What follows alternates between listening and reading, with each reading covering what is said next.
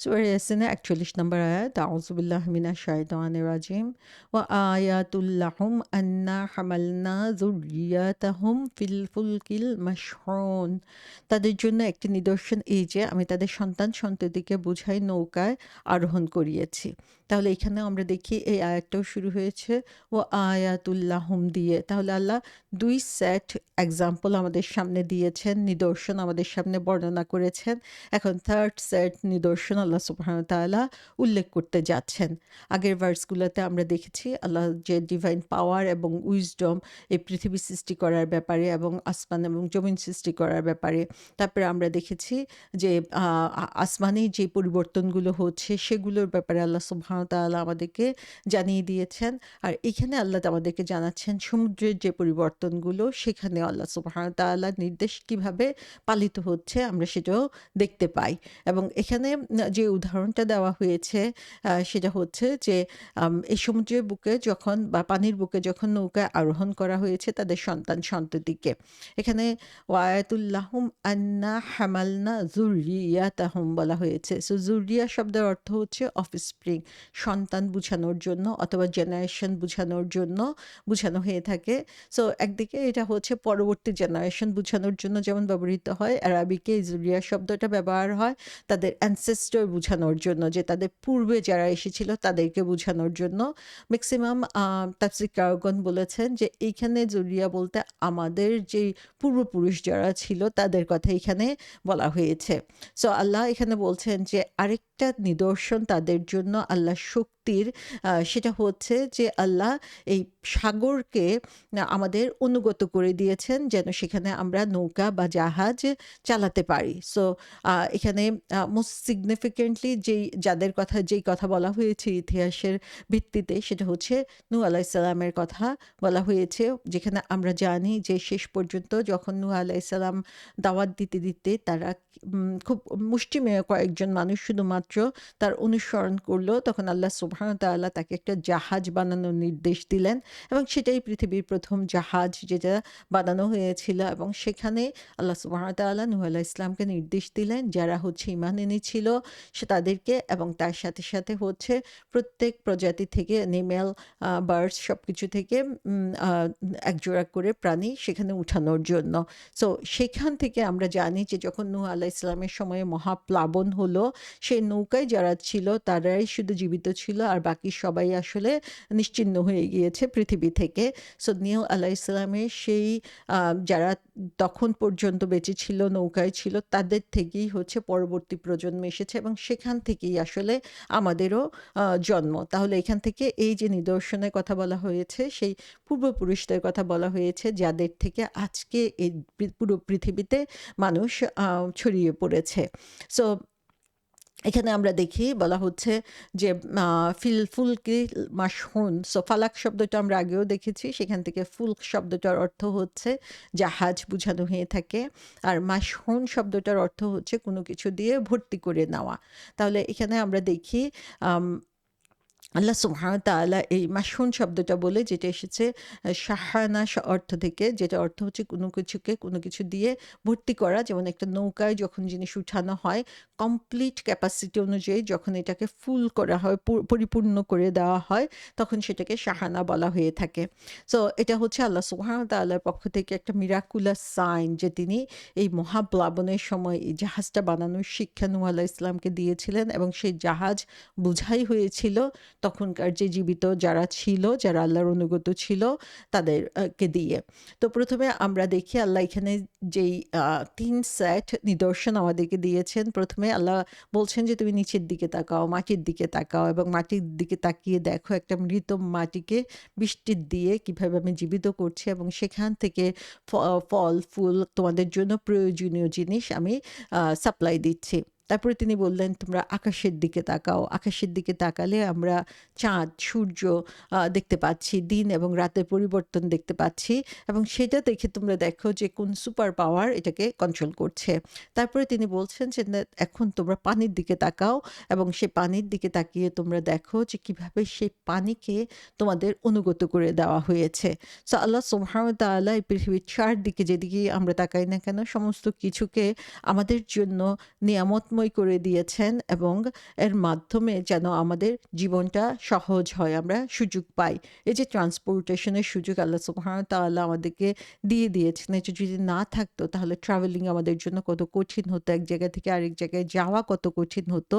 আল্লাহ সুবহানাহু ওয়া তাআলা সেই পারমিশন আমাদের জন্য দিয়েছেন এবং এটাও তার পক্ষ থেকে একটা মার্ভেলাস সাইন আমাদের জন্য। এবং এই আম ব্যাপারে আমরা দেখি যে ইবনে আব্বাস রাদিয়াল্লাহু আনহু বলছেন যে এই যে মাশহুন বলা হয়েছে এর অর্থ হচ্ছে এটা পরিপূর্ণ হয়ে যাওয়া, এবং আদ-দাহহাক কাতাদা রাহমাতুল্লাহ আলাইহি বলেছেন যে এটা হচ্ছে নূহ আলাইহিস সালামের যে জাহাজ ছিল সেই জাহাজের কথা এখানে বুঝানো হয়েছে। সো এখানে ম্যাক্সিমাম তাফসীর মতে ২ টা অভিমত বুঝা যায়। মেজরিটি অফ লাইক দ্য মুফাসসিরিন যেটা বলেছেন এটা হচ্ছে নূহ আলাইহিস সালামের যে নৌকা আর্ক অফ নুহা সেটা বোঝানোর জন্যই হচ্ছে বলা হয়েছে। এবং এখানে আল্লাহ সুবহানাহু ওয়া তাআলা সেম টাইপের একটা আয়াত কোরআনে বলেছেন, যেটা হচ্ছে আমরা দেখতে পাই সূরা আশ-শুআরায় ১১৯ নম্বর আয়াতে যে অতঃপর আমি তাকে ও তার সঙ্গীগণকে বুঝাই করা নৌকায় রক্ষা করলাম, এবং সেখানে এটা নূহ আলাইহিস সালামের কথাই বলা হয়েছে যে আল্লাহ সুবহানাহু ওয়া তাআলা তাদেরকে সেই জাহাজের মাধ্যমে সেই মহাপ্লাবন থেকে রক্ষা করেছিলেন, সেই উদাহরণটা এখানে দেওয়া হচ্ছে।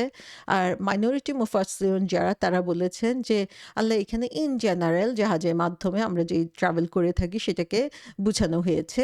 ২ টা অর্থই সঠিক হতে পারে বা এর মধ্যে যেকোনো একটাও হতে পারে, আল্লাহ ভালো জানেন। সো আল্লাহ সুবহানাহু ওয়া তাআলার যে গ্রেট পাওয়ার এবং এবিলিটি সেটার আরেকটি উদাহরণ আল্লাহ সুবহানাহু ওয়া তাআলা এখানে এনেছেন জাহাজ বা নৌকার মাধ্যমে। এবং নূহ আলাইহিস সালামকে তিনি এটা দিয়ে নেয়ামতপূর্ণ করেছিলেন, তার ব্লেসিং এবং তার অনুসারীদের জন্য দিয়েছিলেন, এবং আজ পর্যন্ত আমরা কিন্তু সেটার সুবিধা ভোগ করছি, এবং এর মাধ্যমে আমরা আসলে চিন্তা করতে বাধ্য হই যে আল্লাহ সুবহানাহু ওয়া তাআলা কিভাবে আমাদেরকে এত সুন্দর নেয়ামতের ব্যবস্থা করে দিয়েছেন। আমরা যদি চিন্তা করি, আমরা যখন একটা নৌকায় উঠি অথবা একটা জাহাজে উঠি, সেই জাহাজের মধ্যে কত টন ওজন, সে জাহাজের নিজের ওজন, এবং তার মধ্যে জিনিসপত্র উঠানোর ফলে কত টন ওজন নিয়ে সেই জাহাজটা ভেসে যাচ্ছে পানির বুকে। এটা কিভাবে সম্ভব হচ্ছে? আমরা আর্কিমিডিসের সূত্র অনুযায়ী সেটাকে সায়েন্টিফিক্যালি অ্যানালাইসিস করতে পারি, কিন্তু এই ক্ষমতাটা কে তৈরি করে দিয়েছে সেটা যদি আমরা চিন্তা করি তাহলে দেখব যে এই পানির বুকে কোনো কিছুকে ভাসানোর যে ব্যবস্থা সেটা আল্লাহ সুবহানাহু ওয়া তাআলা করে দিয়েছেন, এবং আমরা দেখি যে ম্যাক্সিমাম সময়ই তারা ভেসে যাচ্ছে যে কোনো ধরনের ইনসিডেন্টস বা অকারেন্স ছাড়া। তো এই যে আল্লাহ সুবহানাহু ওয়া তাআলা আমাদেরকে এত বড় একটা সুযোগ দিয়েছেন এবং এটা আমাদের করায়ত্ত করে দিয়েছেন, আমাদেরকে এই ক্ষমতাটুকু দিয়েছেন সেগুলো করার জন্য, এটাও হচ্ছে আল্লাহর নিজস্ব একটা শক্তি যা তিনি আমাদেরকে দেখাচ্ছেন।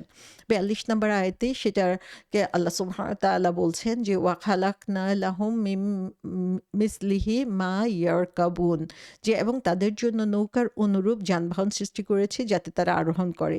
তাহলে সমুদ্রের যে নৌকা বা জাহাজ রয়েছে সেটা যেমন আমাদের জন্য একটা মিরাকুলাস দিক যে কিভাবে আল্লাহ সুবহানাহু ওয়া তাআলা এটা সম্ভব করে দিয়েছেন আমাদের জন্য, তার সাথে সাথে আল্লাহ বলছেন যে আমি মানুষের জন্য শুধুমাত্র যে সমুদ্রে নৌকা চালাবে, জাহাজ চালাবে সেটার ব্যবস্থা করেছি সেটা না, তার সাথে সাথে অন্যান্য বাহকের ব্যবস্থাও আমি করে দিয়েছি। সো এখান থেকে আমরা দেখি যে আল্লাহ সুবহানাহু ওয়া তাআলার যে আমাদের ট্রান্সপোর্টেশনের জন্য যে বিরাট একটা সুযোগ করে দিয়েছেন, আমাদের করায়ত্ত করে দিয়েছেন, সেটার প্রমাণ আমরা দেখতে পাই যে মা ইয়ারকাবুন, ইয়ারকাবুন হচ্ছে রাকাবা থেকে এসেছে, যার অর্থ হচ্ছে রাইড করা, চালানো। সো এখানে নূহ আলাইহিস সালামের মাধ্যমে প্রথম সেই ট্রান্সপোর্টেশন শুরু হয়েছে, এবং আজকে আমরা দেখি মানুষ তার জ্ঞান এবং যোগ্যতা দিয়ে একটার পর একটা নতুন জিনিস তৈরি করছে এবং সেগুলো নিজের সুবিধার জন্য কাজে লাগাচ্ছে। কিন্তু এই যে যোগ্যতা সেটা তাকে কে দিয়েছে? সেটা আল্লাহ সুবহানাহু ওয়া তাআলা দিয়েছেন। ইবনে আব্বাস রাদিয়াল্লাহু আনহু বলেছেন যে এখানে জিজ্ঞাসা করা হলো যে তুমি কি জানো এই আয়াতটার অর্থ কি? ওয়া খালাকনা লাহুম মিন মিসলিহি মা ইয়ারকাবুন। তখন আমরা বললাম যে না, জানি না। তখন তিনি বললেন যে এটা বুঝানো হয়েছে জাহাজের জন্য, যেটা আমরা নূহ আলাইহিস সালামের জাহাজের পরে বানিয়েছি এবং সেটার মতোই সিমিলার। তাহলে এখানে নূহ আলাইহিস সালামের রেফারেন্সটা এখানে আসছে যে এর মাধ্যমে প্রত্যেকটা শিপকে বা জাহাজকে জাহাজকে বুঝানো হচ্ছে। আবার আমরা দেখি যে ইবনে আব্বাস থেকে আরেকটা বর্ণনা আসছে যে এই যে এখানে অন্যান্য যানবাহনের কথা বা ট্রান্সপোর্টেশন এর কথা বলা হয়েছে। তো তিনি বলছেন যে এটার মানে হচ্ছে উট, কারণ এটাকে হচ্ছে আম আম যে স্থলভূমির জাহাজ বলা হয়ে থাকে অথবা মরুভূমির জাহাজ বলা হয়ে থাকে উটকে। কারণ উটের মাধ্যমেই হচ্ছে তারা বিভিন্ন জিনিস আনা নেওয়া করত এবং সেটাতেই তারা চড়ত। তাহলে এই আয়াতের বলা হয়েছে যে ২ টা অর্থ মূলত আমরা মূলত ৩ টা অর্থ বলা যায় যে এখানে আল্লাহ সুবহানাহু ওয়া তাআলা মিন মিসলিহি, যে এটার মতোই অন্যান্য ট্রান্সপোর্টেশন এর যে ব্যবস্থা করেছেন। একটা হচ্ছে যে এখানে পানিতেই আল্লাহ সুবহানাহু ওয়া তাআলা অন্যান্য বাহনের ব্যবস্থা করে রেখেছেন। শুধু নৌকার কথা না, অন্য জিনিসও এখানে ইনক্লুডেড হতে পারে। সেকেন্ড যে জিনিসটা সেটা হচ্ছে অন্য যেই ধরনের ট্রান্সপোর্টেশন রয়েছে, গাড়ি বলি আমরা, উড়োজাহাজ বলি, বাইক বলি, যাই বলি না কেন, এই সমস্ত কিছুই এর মধ্যে অন্তর্ভুক্ত।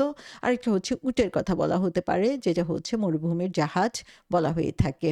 সো এখানে আল্লাহ সুবহানাহু ওয়া তাআলা সেই ট্রান্সপোর্টেশন গুলোর এক্সাম্পল আমাদের সামনে দিয়েছেন যে এইগুলো করা, আমরা জানি এগুলো মানুষ তার বুদ্ধি দিয়ে তৈরি করছে, কিন্তু এগুলো করার যে ক্ষমতা বা যে বুদ্ধি বা যে ক্রিয়েটিভিটি, যে ট্যালেন্ট, সেই ট্যালেন্টটা কোত্থেকে এসেছে সেটা আমাদেরকে চিন্তা করতে হবে। কে এটার সুযোগ করে দিয়েছেন? তিনি হচ্ছেন আল্লাহ সুবহানাহু ওয়া তাআলা। সূরা যুখরুফে বলা হয়েছে, এবং যিনি সবকিছু যুগল সৃষ্টি করেছেন এবং নৌকা ও চতুষ্পদ জন্তুকে তোমাদের জন্য যানবাহনে পরিণত করেছেন, যাতে তোমরা তাদের পিঠের উপর আরোহণ করো, অতঃপর তোমাদের পালনকর্তার নেয়ামত স্মরণ করো এবং বলো, পবিত্র তিনি, যিনি এদেরকে আমাদের বশীভূত করে দিয়েছেন এবং আমরা এদেরকে বশীভূত করতে সক্ষম ছিলাম না। এই যে শেষের অংশটুকু, যে কথাটুকু বলা হয়েছে, সেই জিনিসটা কিন্তু আমরা অনেকেই জানি যে গাড়িতে চড়ার জন্য বা যানবাহনে চড়ার জন্য যে দোয়াটা আমরা বলি, সেটা এসেছে এখান থেকে, যে সুবহানাল্লাযী সাখখারা লানা হাযা ওয়া মা কুন্না লাহু মুকরিনিন। তাহলে এই আয়াত থেকে আমরা গাড়িতে পড়ার যে দোয়া, সেটা যানবাহনে পড়ার যে দোয়া, সেটা আমরা এখান থেকে শিখছি। এবং এটা আমাদের সবসময়ই মনে রাখা উচিত যে আল্লাহকে আমরা কি বলছি, যে আল্লাহ আমাদেরকে এগুলোকে কন্ট্রোল করার শক্তি দিয়েছেন, না হলে আমরা কখনোই এই জিনিসটা করতে পারতাম না। তো আল্লাহ সুবহানাহু ওয়া তাআলার এই নিয়ামত আবার আমাদেরকে স্মরণ করিয়ে দিচ্ছে যে প্রতিনিয়ত এখন আমরা হচ্ছে এই ট্রান্সপোর্টেশন ব্যবহার করছি, কাছের হোক দূরের হোক, যে কোনো দূরত্ব যাওয়ার জন্য। এবং যখনই আমরা এই যানবাহনগুলো ব্যবহার করি, তখনই আমাদের আসলে চিন্তা করা উচিত যে আল্লাহ কিভাবে এগুলো আমাদের অনুগত করে দিয়েছেন, যে আল্লাহর নিয়ামত ছাড়া এটা কখনোই সম্ভব হতো না। সো প্রতি মুহূর্তে আমরা যখন এই বিষয়গুলোর উপরে রিফ্লেক্ট করব, তত বেশি আল্লাহকে আমরা ভালো করে বুঝতে পারবো এবং আল্লাহর সন্তুষ্টি লাভ করার জন্য আমরা চেষ্টা করতে পারবো। এবং এইভাবেই যখন আমরা প্রতিনিয়ত এই আল্লাহর সৃষ্টি এবং আল্লাহর সৃষ্টি কৌশল দেখে রিফ্লেক্ট করব, চিন্তা করব, তত বেশি আল্লাহকে চিনা আমাদের জন্য সহজ হবে এবং তত বেশি আমরা আখিরাতের কথা মনে করতে পারবো যে একদিন তার কাছেই আমাদেরকে ফিরে যেতে হবে এবং সেটার জন্য নিজেদেরকে প্রস্তুত করতে হবে।